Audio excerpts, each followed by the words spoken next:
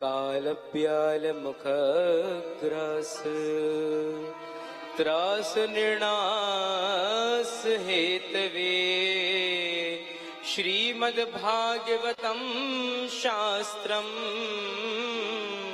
कलौकीरेण भाषितम् कलौकीरेण भाषितम्। श्री सूत जी अपनी अमृत वाणी प्रकट कर रहे हैं। पहली बात बोलते हैं कि मनुष्य देखो कैसा हो गया है, काल रूपी सर्प का ग्रास बना जा रहा है। जैसे हम रोटी का कौर तोड़ते हैं ना, तो वैसे ही काल होता है। काल को समय कहा गया है। ये समय हमारी आयु का हनन करता रहता है, परंतु हमें सुध ही नहीं होती, हमें ध्यान ही नहीं होता कि कभी भगवान की भक्ति कर ले, कभी उनके चरण चले जाएं, कभी राधा वल्लभ जी हो जाएं, कभी कुंज बिहारी है आए। ऐसी कभी इच्छा ही उत्पन्न नहीं होती। महाराज कहते हैं कि काल का व्यक्ति ग्रास बना जा रहा है। किसी को ये सुध नहीं है, किसी को ये ध्यान नहीं है कि भगवान का भजन कर ले। अब इस काल से, भय से कैसे मुक्त हो? श्री कबीर जी कहते हैं, झूठे सुख को सुख कहे मानत है मन मोद, खलक चबैना काल का कछु मुख मां कछु गोद।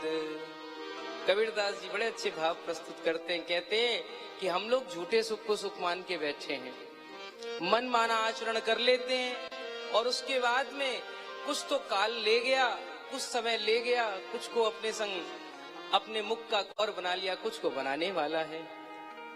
ऐसे झूठे सुख को सुख मानते हैं। तो सौनक जी ने पूछा कि प्रभु इस काल से मुक्त, इस भय से मुक्त होने का उपाय क्या है?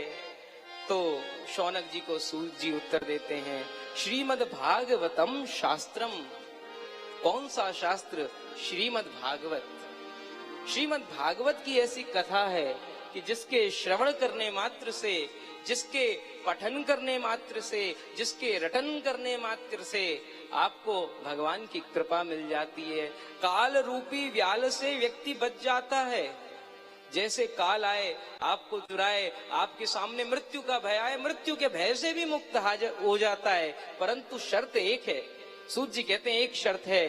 तो बोले कौन सी शर्त है? कि जन्मांतरे भवेत पुण्यम तदा भागवतम लवेत। जब अनंत जन्मों के पुण्यों का उदय होता है, तब जाकर कहीं भागवत की कथा श्रवण करने को मिलती है। कितने अहोभाग्य है हमारे।